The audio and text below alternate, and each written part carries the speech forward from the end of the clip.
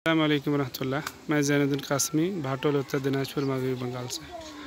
ये देख रहे हैं, हम लोगों ने ये जगह ख़रीदी है और दुबई के तमाम साथियों ने मुबारक साहब के ज़रिए से अल्हम्दुलिल्लाह बहुत सारा काम। ये देखिए रास्ता है, ये ज़मीन ख़रीदी है और इसका 15 लाख रुपया लगा है और बाद बाकी ज़मीन का फिर दूसरा काम। हाँ बेटा ठीक है। ये रास्ता है, कितनी परेशानी से हम लोग गुज़र रहे हैं।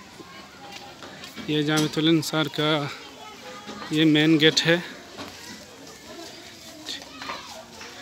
और ये बच्चे हैं, इधर है हमारा और ये खरीदी गई है।